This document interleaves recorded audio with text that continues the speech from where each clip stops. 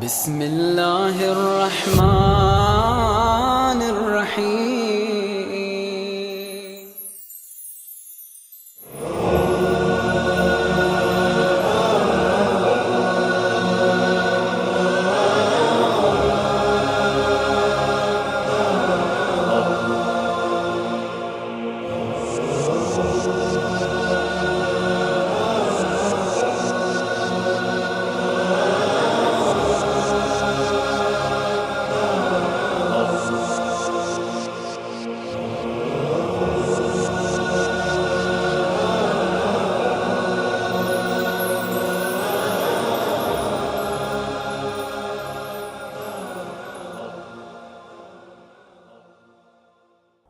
أعوذ بالله السميع العليم من الشيطان الرجيم. بسم الله الرحمن الرحيم.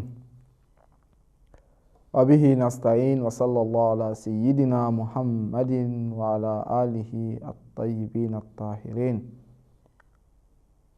رب اشرح لي صدري ويسر لي أمري واحلل عقدة من لساني يفقه قولي. اللهم كن لوليك الحجة ابن الحسن صلواتك عليه وعلى آبائه في هذه الساعة وفي كل ساعة، وليا وحافظا وقائدا وناصرا ودليلا وعينا، حتى تسكنه أرضك طوعا وتمتعه فيها طويلا برحمتك يا أرحم الراحمين. Au nom d'Allah, le tout miséricordieux, le très miséricordieux, paix et bénédiction sur le noble de cette créature, le saint prophète Mohammed sallallahu alayhi wa sallam, sur sa sainte famille, sur ses vertus compagnons et sur ceux ou celles qui suivront sa voie jusqu'au jour de la résurrection. Que Dieu nous aide, qu'il fasse de nous des musulmans vertueux, qu'il nous guide sans cesse sur le droit chemin. Chers frères, chères sœurs, c'est un plaisir pour nous, une autre fois, d'être avec vous sur ce plateau, afin que nous puissions s'entretenir sur la question de l'éthique islamique. Le sujet du jour n'est rien d'autre que le respect de l'engagement, ou bien le remplissement, ou bien le fait de remplir, n'est-ce pas, sa promesse ou son engagement. Le fait de respecter ou remplir son engagement est quelque chose d'inné dans l'esprit de l'être humain. C'est-à-dire que l'être humain, naturellement et de manière innée, a cette conception-là que le fait de remplir son engagement, le fait de tenir, n'est-ce pas, à son engagement, le fait de remplir sa promesse est quelque chose d'obligatoire. Et les savants nous disent que ce sujet fait partie des éléments qui sont naturellement logiques. C'est-à-dire que nous n'avons pas besoin des prophètes ou d'un texte religieux pour mettre en évidence que cela est obligatoire ou bien cela devrait exister.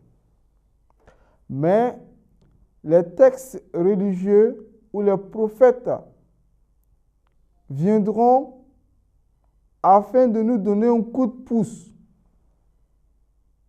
Il vient nous donner un coup de pouce. C'est-à-dire que l'être humain, quand il réfléchit bien sur la question de l'engagement, du remplissement, n'est-ce pas, de la promesse, sans pour autant qu'on lui donne des arguments du tic au tac, il déduit que c'est quelque chose d'obligatoire ou c'est quelque chose qui devrait, n'est-ce pas, y être. Quand nous essayons de regarder les différentes tribus, les différentes nations, quand bien même que ceux-ci ne sont pas des musulmans, des religieux, mais ont tous ce concept-là. Ils ont tous ces genres de concepts. C'est-à-dire le fait de respecter, n'est-ce pas, son engagement. Allah subhanahu wa ta'ala nous interpelle dans le Saint-Coran, Surat al-Isra, voyage nocturne. Il dit wa awfu bil ahdi innal ahda kana mas'oula. Il dit remplissez vos engagements. Respectez vos engagements car le jour de la résurrection, vous serez interrogé. Ou bien car vous serez interrogé sur vos engagements. C'est-à-dire l'engagement qui est là et à l'être humain. Le jour de la résurrection, on te posera la question de savoir est-ce que tu as rempli ton engagement ou pas? Donc, on serait interrogé. Alors, sachant bien même qu'on serait interrogé, il faudrait qu'on puisse s'interroger nous-mêmes avant d'être interrogés.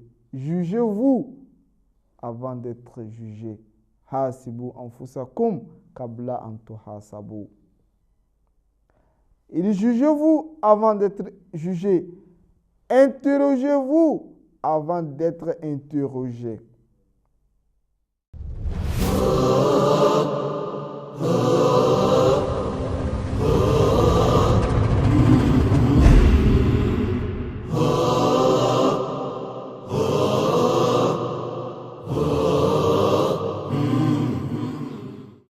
Alors, on se posera la question de savoir que dit, n'est-ce pas, les hadiths concernant la question de le remplissement ou le respect de l'engagement. Il y a beaucoup de versets, mais comme le temps ne nous permet pas, voilà pourquoi nous avons voulu se suffire, n'est-ce pas, de ce verset-là. Mais il y a un élément qu'il faut souligner, n'est-ce pas, concernant le verset. Les savants nous disent que dans l'exégèse, dans le tafsir, dans l'exégèse de ce tafsir ou de ce verset, dans le commentaire, n'est-ce pas, de ce tafsir, de ce verset, les savants nous disent que il y a deux manières, n'est-ce pas, d'expliquer ce verset. C'est-à-dire, le jour de la résurrection, ce que l'être humain a fait, Allah subhanahu wa ta'ala va l'interroger. C'est-à-dire les promesses, Allah subhanahu wa ta'ala va t'interroger, n'est-ce pas, concernant tes promesses. Qu'est-ce que as-tu fait, n'est-ce pas, avec tes promesses? D'autres disent non, le jour de la résurrection, que c'est la promesse elle-même qui se manifestera, n'est-ce pas, devant l'être humain, qu'on appelle là tajassumul a'mal. C'est-à-dire tout ce que l'être humain fera comme acte le jour de la résurrection, ces actes-là se présenteront face à lui. Car c'est quelque chose qu'il a fabriqué de ses propres mains, qu'il a engendré, n'est-ce pas, de ses propres mains. Pour cela, nous prions Allah subhanahu wa ta'ala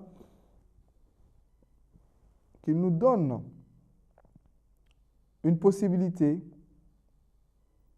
morale, spirituelle, physique, afin que les œuvres dont nous allons entreprendre ici-bas, le jour de la résurrection, que nous ne puissions fuir, n'est-ce pas, de ces œuvres-là.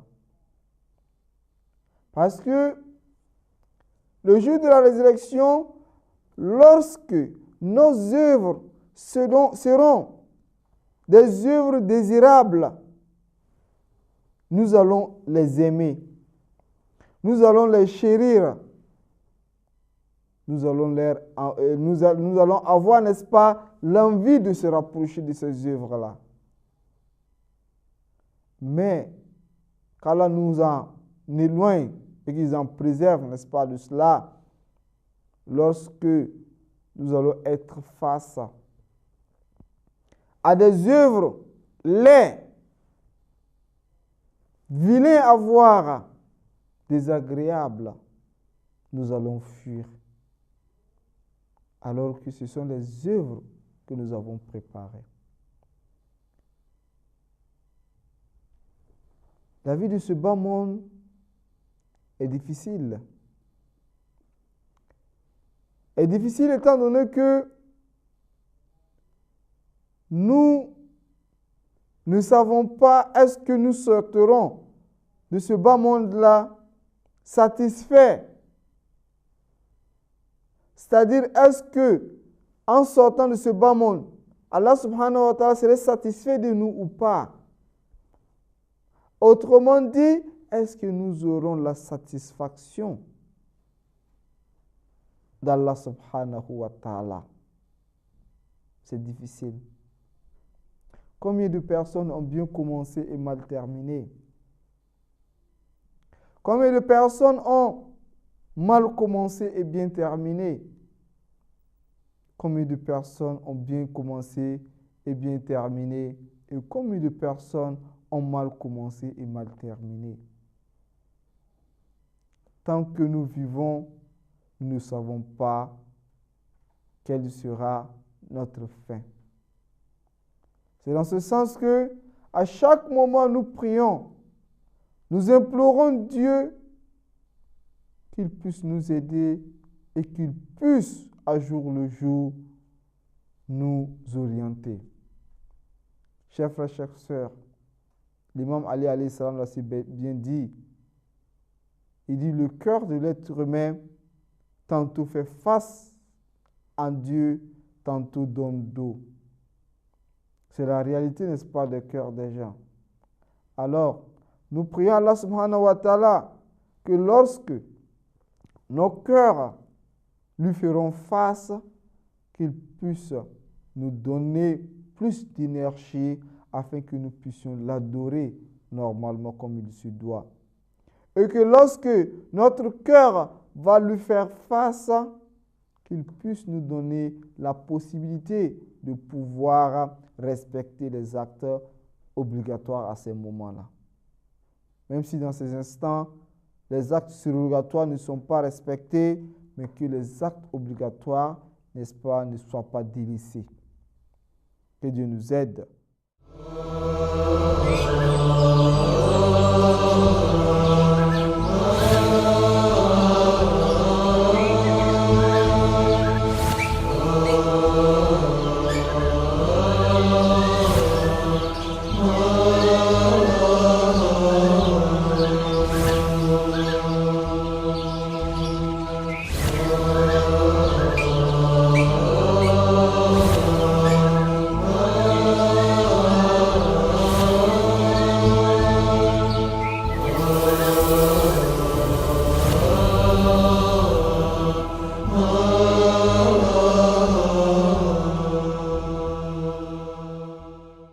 Alors l'imam, Imam Ali al-Sajjad, Zayn al-Abidin, le fils de l'imam Hussein alayhi salam. Quelqu'un lui posa la question de savoir quelle est la religion. Ou bien, explique-moi la totalité de la religion. Autrement dit, de manière simple, présente-moi la religion. L'imam, alayhi salam, de lui dit Qawlul haq. Il dit premièrement, c'est la véracité, le fait d'être véridique. Donc, un vrai musulman, un vrai croyant devrait être celui-là même qui est véridique. Wal hukm bil adl, et la justice. Être juste. Quand on veut juger entre les gens, qu'on juge avec l'équité. Qu'on soit équitable dans la vie. Wal wafa bil wa'd, que nous respectons, n'est-ce pas, nos engagements. Alors, quelqu'un pourrait se poser la question de savoir quels sont les effets que ce acte-là pourrait avoir si les individus, et au-delà de l'individu, la nation, la communauté, n'est-ce pas, la société. Pour cela, nous disons que lorsque nous constatons la vie, ce bas monde, nous allons voir que le monde a progressé. Le monde a évolué. Le monde a eu beaucoup de progrès. Et ce qui a assuré ces progrès-là, c'est le travail commun. C'est-à-dire le travail social là, qui a pu faire progresser la société. Alors, si pour progresser, si pour réussir, nous avons besoin de la société elle-même, elle a besoin de quelque chose pour se renforcer. Elle a besoin que les gens puissent se faire confiance, puissent s'entraimer. Alors, on ne peut pas s'entraimer quand nous constatons que les engagements ne sont pas respectés. C'est-à-dire, tu me promets et tu ne respectes pas ton engagement. Ça va créer un désordre dans la société. Donc, premièrement, pour que la société puisse progresser afin de pouvoir créer des activités, afin de pouvoir engendrer des effets positifs, il faudrait qu'il y ait une cohésion, un respect mutuel. Et ce respect mutuel, cette cohésion-là, ne saurait être opérationnelle si on ne tient pas compte de ces éléments-là, qui est le fait de remplir, n'est-ce pas, son engagement. L'imam Ali alayhi salam nous dit, il dit la ta'tamid ala mawaddati man la yafi bi ahdihi. Il dit ne te fie pas à l'amour de celui qui ne remplit pas, n'est-ce pas, son engagement. Alors, on se posera la question de savoir quelle est la source de cela, quels sont les éléments qui génèrent, n'est-ce pas, le fait de respecter son engagement. Premièrement, il y a le fait de croire, n'est-ce pas, à l'unicité de Dieu dans les actions. Parce que quand moi je ne remplis pas à mon engagement, je me dis peut-être que en remplissant mon engagement, je vais perdre peut-être quelque chose. Je me fais, n'est-ce pas, des idées farfelues. L'islam te dit que ces idées-là n'ont pas de raison d'être. Pourquoi? Parce que toute chose appartient à Allah subhanahu wa ta'ala. Tu dois quelqu'un. Vous êtes mis d'accord afin que je te donne de l'argent pour que tu travailles un mois après que tu me le rembourses, que tu me le redonnes. Un mois après, tu devrais, n'est-ce pas, le rembourser parce que c'est un engagement. Croyant qu'en ne le donnant pas, tu vas profiter, c'est de ne pas savoir, n'est-ce pas, les réalités de la vie. Donne-le lui. Et Allah subhanahu wa ta'ala te donnera, n'est-ce pas, en récompense. Le fait d'avoir respecté, n'est-ce pas, ton engagement. Crois, n'est-ce pas, à l'unicité de Dieu. La mu'assira fil wujud illa Allah. Personne ne peut influencer la vie si ce n'est pas Allah subhanahu wa ta'ala. Donc, celui qui ne respecte pas son engagement, normalement n'est pas croyant, n'a pas de foi. Parce que celui-là même qui a la foi devrait, n'est-ce pas, respecter son engagement. Alors, quels sont les types d'engagement que les musulmans mettent en évidence? Ils mettent en évidence 3 types d'engagement. Il y a l'engagement entre l'homme et Dieu que tu devrais respecter. Ton engagement entre toi et Dieu. Tu as pris l'engagement, tu dis Dieu, si tu me donnes la possibilité de réussir dans mon examen, je donnerai 2 jours, 3 jours, ou bien voilà les actes pieux, surrogatoires que je vais entreprendre pour toi. Ça devient obligatoire qu'il faut entreprendre. Il y a l'engagement que tu prends avec tes frères et sœurs, tes parents, tes amis, qu'il faut respecter. Il y a aussi les engagements que nous prenons, n'est-ce pas, avec soi-même. Donc, il faut respecter. Donc, voilà en fait de manière générale là, ce que nous avions à dire concernant l'engagement. Que Dieu nous aide, qu'il fasse de nous des musulmans vertueux, qu'il nous donne la possibilité d'être ou de faire parmi ceux-là même qui respectent, n'est-ce pas, les engagements. Assalamu alaikum wa rahmatullahi wa barakatuh.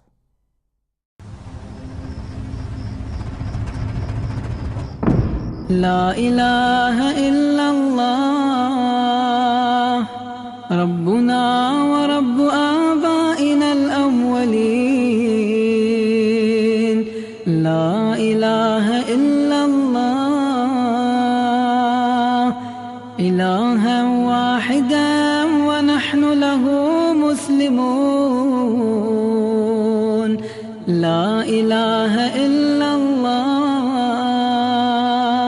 لا نعبد إلا إياه مخلصين له الدين ولو كره المشركون لا إله إلا الله وحده وحده أنجز